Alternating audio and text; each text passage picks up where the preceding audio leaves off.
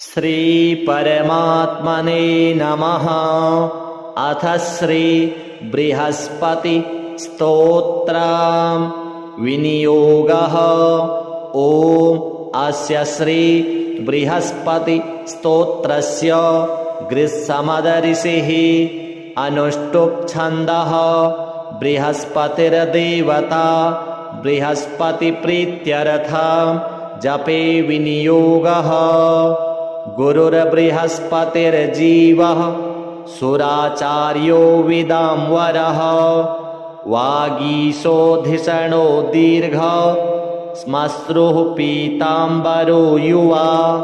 सुधादृष्टिर्ग्रहाधीशो ग्रहपीडापहारकः। दयाकरः सौम्यमूर्तिः सुरार्च्यः कोमलद्युतिः। लोकपूज्यो लोकगुरुर्नीतिज्ञो नीतिकारकः। तारापतिश्चाङ्गिरसो वेदवैद्यपितामहः। भक्त्या बृहस्पतिं स्मृत्वा नामान्येतानि यः पठेत्। अरोगी बलवान् श्रीमान् पुत्रवान् स भवेन्नरः। जीवेद्वर्षशतं मर्त्यो पापं नश्यति। यः पूजयेत् गुरुदिने पीतगन्धाक्षताम्बरैः पुष्पदीपोपहारैश्च पूजयित्वा बृहस्पतिं ब्राह्मणान् भोजयित्वा च पीडाशान्तिर्भवेत् गुरोः। श्रीबृहस्पति देवार्पणमस्तु। गुरुर्बृहस्पतिर्जीवः सुराचार्यो विदाम्बरः। वागीशोधिषणो दीर्घः श्मश्रुः पीताम्बरो युवा। सुधादृष्टिर्ग्रहाधीशो ग्रहपीडापहारकः। दयाकरः सौम्यमूर्तिः सुरार्च्यः कोमलद्युतिः। लोकपूज्यो लोकगुरुर्नीतिज्ञो नीतिकारकः। तारापतिश्चाङ्गिरसो वेदवैद्यपितामहः। भक्त्या बृहस्पतिं स्मृत्वा नामान्येतानि यः पठेत्। अरोगी बलवान् श्रीमान् पुत्रवान् स भवेन्नरः। जीवेद्वर्षशतं मर्त्यो पापं नश्यति। यः पूजयेत् गुरुदिने पीतगन्धाक्षताम्बरैः पुष्पदीपोपहारैश्च पूजयित्वा बृहस्पतिं ब्राह्मणान् भोजयित्वा च पीडाशान्तिर्भवेत् गुरोः। श्रीबृहस्पति देवार्पणमस्तु। गुरुर्बृहस्पतिर्जीवः सुराचार्यो विदाम्बरः। वागीशोधिषणो दीर्घः श्मश्रुः पीताम्बरो युवा। सुधादृष्टिर्ग्रहाधीशो ग्रहपीडापहारकः। दयाकरः सौम्यमूर्तिः सुरार्च्यः कोमलद्युतिः। लोकपूज्यो लोकगुरुर्नीतिज्ञो नीतिकारकः। तारापतिश्चाङ्गिरसो वेदवैद्यपितामहः। भक्त्या बृहस्पतिं स्मृत्वा नामान्येतानि यः पठेत्। अरोगी बलवान् श्रीमान् पुत्रवान् स भवेन्नरः। जीवेद्वर्षशतं मर्त्यो पापं नश्यति। यः पूजयेत् गुरुदिने पीतगन्धाक्षताम्बरैः पुष्पदीपोपहारैश्च पूजयित्वा बृहस्पतिं ब्राह्मणान् भोजयित्वा च पीडाशान्तिर्भवेत् गुरोः। श्रीबृहस्पतिदेवार्पणमस्तु। गुरुर्बृहस्पतिर्जीवः सुराचार्यो विदाम्बरः वागीशोधिषणो दीर्घः श्मश्रुः पीताम्बरो युवा सुधादृष्टिर्ग्रहाधीशो ग्रहपीडापहारकः दयाकरः सौम्यमूर्तिः सुरार्च्यः कोमलद्युतिः लोकपूज्यो लोकगुरुर्नीतिज्ञो नीतिकारकः तारापतिश्चाङ्गिरसो वेदवैद्यपितामहः भक्त्या बृहस्पतिं स्मृत्वा नामान्येतानि यः पठेत् अरोगी बलवान् श्रीमान् पुत्रवान् स भवेन्नरः जीवेद्वर्षशतं मर्त्यो पापं नश्यति यः पूजयेत् गुरुदिने पीतगन्धाक्षताम्बरैः पुष्पदीपोपहारैश्च पूजयित्वा बृहस्पतिं ब्राह्मणान् भोजयित्वा च पीडाशान्तिर्भवेत् गुरोः श्रीबृहस्पतिदेवार्पणमस्तु। गुरुर्बृहस्पतिर्जीवः सुराचार्यो विदाम्बरः वागीशोधिषणो दीर्घः श्मश्रुः पीताम्बरो युवा सुधादृष्टिर्ग्रहाधीशो ग्रहपीडापहारकः दयाकरः सौम्यमूर्तिः सुरार्च्यः कोमलद्युतिः लोकपूज्यो लोकगुरुर्नीतिज्ञो नीतिकारकः तारापतिश्चाङ्गिरसो वेदवैद्यपितामहः भक्त्या बृहस्पतिं स्मृत्वा नामान्येतानि यः पठेत् अरोगी बलवान् श्रीमान् पुत्रवान् स भवेन्नरः जीवेद्वर्षशतं मर्त्यो पापं नश्यति यः पूजयेत् गुरुदिने पीतगन्धाक्षताम्बरैः पुष्पदीपोपहारैश्च पूजयित्वा बृहस्पतिं ब्राह्मणान् भोजयित्वा च पीडाशान्तिर्भवेत् गुरोः श्रीबृहस्पतिदेवार्पणमस्तु। गुरुर्बृहस्पतिर्जीवः सुराचार्यो विदाम्बरः वागीशोधिषणो दीर्घः श्मश्रुः पीताम्बरो युवा सुधादृष्टिर्ग्रहाधीशो ग्रहपीडापहारकः दयाकरः सौम्यमूर्तिः सुरार्च्यः कोमलद्युतिः लोकपूज्यो लोकगुरुर्नीतिज्ञो नीतिकारकः तारापतिश्चाङ्गिरसो वेदवैद्यपितामहः भक्त्या बृहस्पतिं स्मृत्वा नामान्येतानि यः पठेत् अरोगी बलवान् श्रीमान् पुत्रवान् स भवेन्नरः जीवेद्वर्षशतं मर्त्यो पापं नश्यति यः पूजयेत् गुरुदिने पीतगन्धाक्षताम्बरैः पुष्पदीपोपहारैश्च पूजयित्वा बृहस्पतिं ब्राह्मणान् भोजयित्वा च पीडाशान्तिर्भवेत् गुरोः श्रीबृहस्पतिदेवार्पणमस्तु। गुरुर्बृहस्पतिर्जीवः सुराचार्यो विदाम्बरः वागीशोधिषणो दीर्घः श्मश्रुः पीताम्बरो युवा सुधादृष्टिर्ग्रहाधीशो ग्रहपीडापहारकः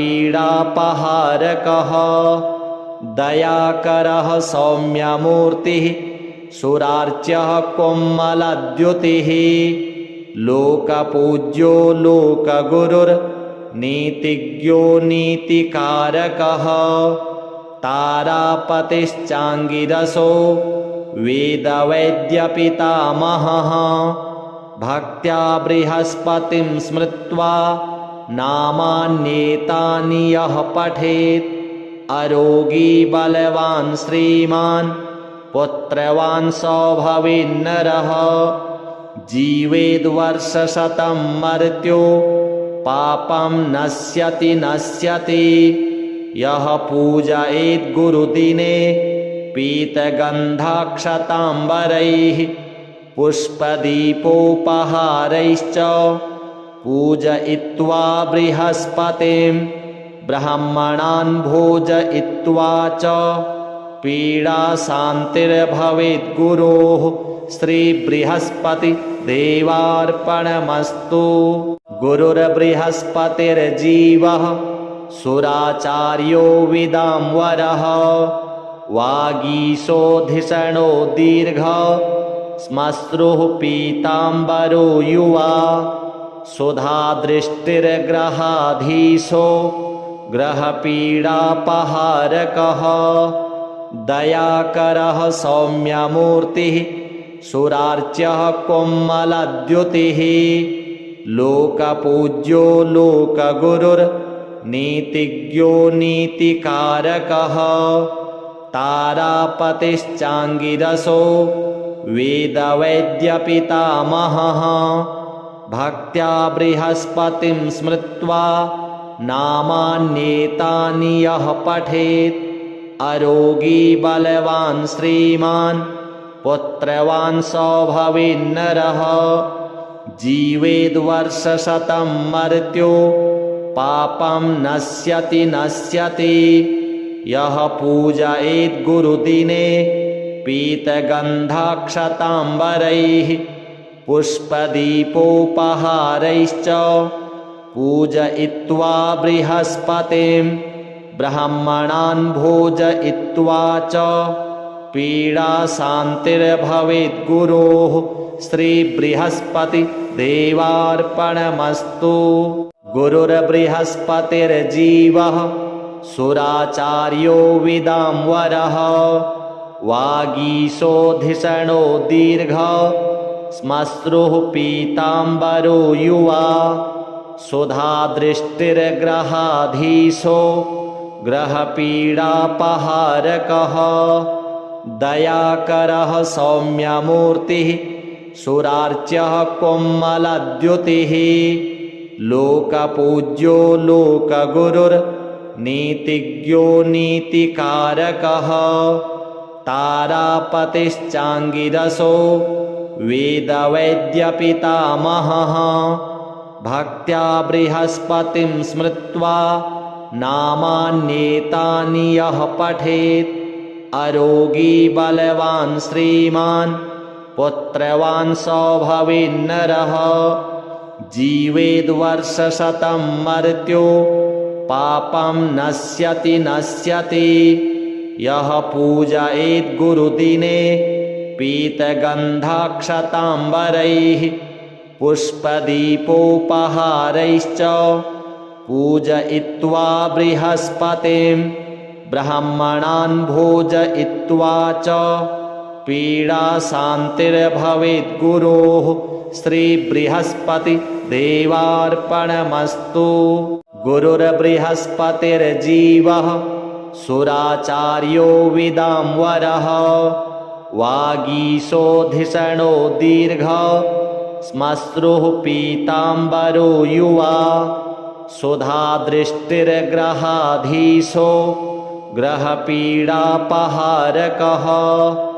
दयाकरः सौम्यमूर्तिः सुरार्च्यः कोमलद्युतिः लोकपूज्यो लोकगुरुर्नीतिज्ञो नीतिकारकः तारापतिश्चाङ्गिरसो वेदवैद्यपितामहः भक्त्या बृहस्पतिं स्मृत्वा नामान्येतानि यः पठेत् अरोगी बलवान् श्रीमान् पुत्रवान् स भवेन्नरः जीवेद्वर्षशतं मर्त्यो पापं नश्यति यः पूजयेत् गुरुदिने पीतगन्धाक्षताम्बरैः पुष्पदीपोपहारैश्च पूजयित्वा बृहस्पतिं ब्राह्मणान् भोजयित्वा च पीडाशान्तिर्भवेत् गुरोः श्रीबृहस्पतिदेवार्पणमस्तु। गुरुर्बृहस्पतिर्जीवः सुराचार्यो विदाम्बरः वागीशोधिषणो दीर्घः श्मश्रुः पीताम्बरो युवा सुधादृष्टिर्ग्रहाधीशो ग्रहपीडापहारकः दयाकरः सौम्यमूर्तिः सुरार्च्यः कोमलद्युतिः लोकपूज्यो लोकगुरुर्नीतिज्ञो नीतिकारकः तारापतिश्चाङ्गिरसो वेदवैद्यपितामहः भक्त्या बृहस्पतिं स्मृत्वा नामान्येतानि यः पठेत् अरोगी बलवान् श्रीमान् पुत्रवान् स भवेन्नरः जीवेद्वर्षशतं मर्त्यो पापं नश्यति यः पूजयेत् गुरुदिने पीतगन्धाक्षताम्बरैः पुष्पदीपोपहारैश्च पूजयित्वा बृहस्पतिं ब्राह्मणान् भोजयित्वा च पीडाशान्तिर्भवेत् गुरोः श्रीबृहस्पतिदेवार्पणमस्तु। गुरुर्बृहस्पतिर्जीवः सुराचार्यो विदाम्बरः वागीशोधिषणो दीर्घः श्मश्रुः पीताम्बरो युवा सुधादृष्टिर्ग्रहाधीशो ग्रहपीडापहारकः दयाकरः सौम्यमूर्तिः सुरार्च्यः कोमलद्युतिः लोकपूज्यो लोकगुरुर्नीतिज्ञो नीतिकारकः तारापतिश्चाङ्गिरसो वेदवैद्यपितामहः भक्त्या बृहस्पतिं स्मृत्वा नामान्येतानि यः पठेत् अरोगी बलवान् श्रीमान् पुत्रवान् स भवेन्नरः जीवेद्वर्षशतं मर्त्यो पापं नश्यति यः पूजयेत् गुरुदिने पीतगन्धाक्षताम्बरैः पुष्पदीपोपहारैश्च पूजयित्वा बृहस्पतिं ब्राह्मणान् भोजयित्वा च पीडाशान्तिर्भवेत् गुरोः श्रीबृहस्पतिदेवार्पणमस्तु।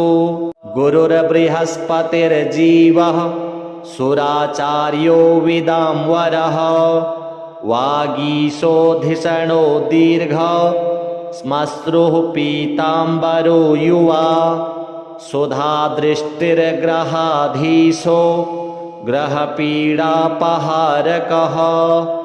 दयाकरः सौम्यमूर्तिः सुरार्च्यः कोमलद्युतिः लोकपूज्यो लोकगुरुर्नीतिज्ञो नीतिकारकः तारापतिश्चाङ्गिरसो वेदवैद्यपितामहः भक्त्या बृहस्पतिं स्मृत्वा नामान्येतानि यः पठेत् अरोगी बलवान् श्रीमान् पुत्रवान् स भवेन्नरः जीवेद्वर्षशतं मर्त्यो पापं नश्यति यः पूजयेत् गुरुदिने पीतगन्धाक्षताम्बरैः पुष्पदीपोपहारैश्च पूजयित्वा बृहस्पतिं ब्राह्मणान् भोजयित्वा च पीडाशान्तिर्भवेत् गुरोः श्रीबृहस्पतिदेवार्पणमस्तु। गुरुर्बृहस्पतिर्जीवः सुराचार्यो विदाम्बरः वागीशोधिषणो दीर्घः श्मश्रुः पीताम्बरो युवा सुधादृष्टिर्ग्रहाधीशो ग्रहपीडापहारकः दयाकरः सौम्यमूर्तिः सुरार्च्यः कोमलद्युतिः लोकपूज्यो लोकगुरुर्नीतिज्ञो नीतिकारकः तारापतिश्चाङ्गिरसो वेदवैद्यपितामहः भक्त्या बृहस्पतिं स्मृत्वा नामान्येतानि यः पठेत् अरोगी बलवान् श्रीमान् पुत्रवान् स भवेन्नरः जीवेद्वर्षशतं मर्त्यो पापं नश्यति यः पूजयेत् गुरुदिने पीतगन्धाक्षताम्बरैः पुष्पदीपोपहारैश्च पूजयित्वा बृहस्पतिं ब्राह्मणान् भोजयित्वा च पीडाशान्तिर्भवेत् गुरोः श्रीबृहस्पतिदेवार्पणमस्तु।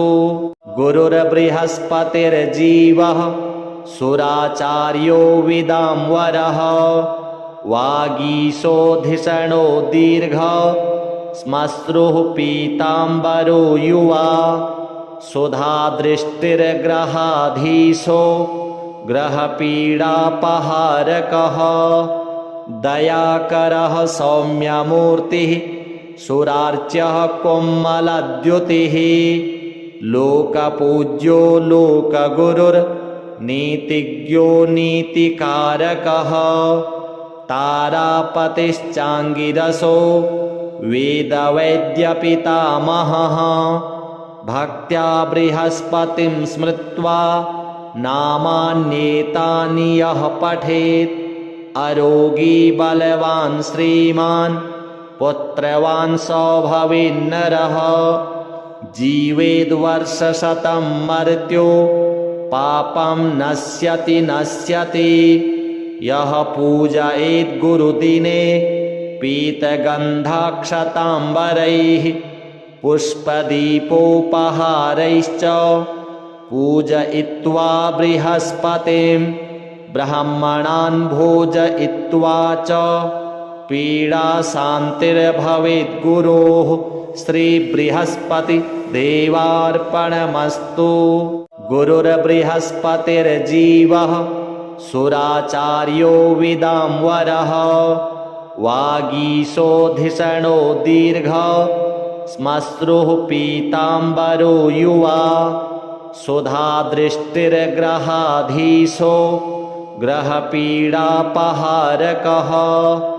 दयाकरः सौम्यमूर्तिः सुरार्च्यः कोमलद्युतिः लोकपूज्यो लोकगुरुर्नीतिज्ञो नीतिकारकः तारापतिश्चाङ्गिरसो वेदवैद्यपितामहः भक्त्या बृहस्पतिं स्मृत्वा नामान्येतानि यः पठेत् अरोगी बलवान् श्रीमान् पुत्रवान् स भवेन्नरः जीवेद्वर्षशतं मर्त्यो पापं नश्यति यः पूजयेत् गुरुदिने पीतगन्धाक्षताम्बरैः पुष्पदीपोपहारैश्च पूजयित्वा बृहस्पतिं ब्राह्मणान् भोजयित्वा च पीडाशान्तिर्भवेत् गुरोः श्रीबृहस्पतिदेवार्पणमस्तु। गुरुर्बृहस्पतिर्जीवः सुराचार्यो विदाम्बरः वागीशोधिषणो दीर्घ श्मश्रुः पीताम्बरो युवा सुधादृष्टिर्ग्रहाधीशो ग्रहपीडापहारकः दयाकरः सौम्यमूर्तिः सुरार्च्यः कोमलद्युतिः लोकपूज्यो लोकगुरुर्नीतिज्ञो नीतिकारकः तारापतिश्चाङ्गिरसो वेदवैद्यपितामहः भक्त्या बृहस्पतिं स्मृत्वा नामान्येतानि यः पठेत् अरोगी बलवान् श्रीमान् पुत्रवान् स भवेन्नरः जीवेद्वर्षशतं मर्त्यो पापं नश्यति यः पूजयेत् गुरुदिने पीतगन्धाक्षताम्बरैः पुष्पदीपोपहारैश्च पूजयित्वा बृहस्पतिं ब्राह्मणान् भोजयित्वा च पीडाशान्तिर्भवेत् गुरोः श्रीबृहस्पतिदेवार्पणमस्तु। गुरुर्बृहस्पतिर्जीवः सुराचार्यो विदाम्बरः वागीशोधिषणो दीर्घ श्मश्रुः पीताम्बरो युवा सुधादृष्टिर्ग्रहाधीशो ग्रहपीडापहारकः दयाकरः सौम्यमूर्तिः सुरार्च्यः कोमलद्युतिः लोकपूज्यो लोकगुरुर्नीतिज्ञो नीतिकारकः तारापतिश्चाङ्गिरसो वेदवैद्यपितामहः भक्त्या बृहस्पतिं स्मृत्वा नामान्येतानि यः पठेत् अरोगी बलवान् श्रीमान् पुत्रवान् स भवेन्नरः जीवेद्वर्षशतं मर्त्यो पापं नश्यति यः पूजयेत् गुरुदिने पीतगन्धाक्षताम्बरैः पुष्पदीपोपहारैश्च पूजयित्वा बृहस्पतिं ब्राह्मणान् भोजयित्वा च पीडाशान्तिर्भवेत् गुरोः श्रीबृहस्पतिदेवार्पणमस्तु। गुरुर्बृहस्पतिर्जीवः सुराचार्यो विदाम्बरः वागीशोधिषणो दीर्घ श्मश्रुः पीताम्बरो युवा सुधादृष्टिर्ग्रहाधीशो ग्रहपीडापहारकः दयाकरः सौम्यमूर्तिः सुरार्च्यः कोमलद्युतिः लोकपूज्यो लोकगुरुर्नीतिज्ञो नीतिकारकः तारापतिश्चाङ्गिरसो वेदवैद्यपितामहः भक्त्या बृहस्पतिं स्मृत्वा नामान्येतानि यः पठेत् अरोगी बलवान् श्रीमान् पुत्रवान् स भवेन्नरः जीवेद्वर्षशतं मर्त्यो पापं नश्यति यः पूजयेत् गुरुदिने पीतगन्धाक्षताम्बरैः पुष्पदीपोपहारैश्च पूजयित्वा बृहस्पतिं ब्राह्मणान् भोजयित्वा च पीडाशान्तिर्भवेत् गुरोः श्रीबृहस्पतिदेवार्पणमस्तु। गुरुर्बृहस्पतिर्जीवः सुराचार्यो विदाम्बरः वागीशोधिषणो दीर्घ श्मश्रुः पीताम्बरो युवा सुधादृष्टिर्ग्रहाधीशो ग्रहपीडापहारकः दयाकरः सौम्यमूर्तिः सुरार्च्यः कोमलद्युतिः लोकपूज्यो लोकगुरुर्नीतिज्ञो नीतिज्ञो नीतिकारकः तारापतिश्चाङ्गिरसो वेदवैद्यपितामहः भक्त्या बृहस्पतिं स्मृत्वा नामान्येतानि यः पठेत् अरोगी बलवान् श्रीमान् पुत्रवान् स भवेन्नरः जीवेद्वर्षशतं मर्त्यो पापं नश्यति यः पूजयेत् गुरुदिने पीतगन्धाक्षताम्बरैः पुष्पदीपोपहारैश्च पूजयित्वा बृहस्पतिं ब्राह्मणान् भोजयित्वा च पीडाशान्तिर्भवेत् गुरोः श्रीबृहस्पतिदेवार्पणमस्तु।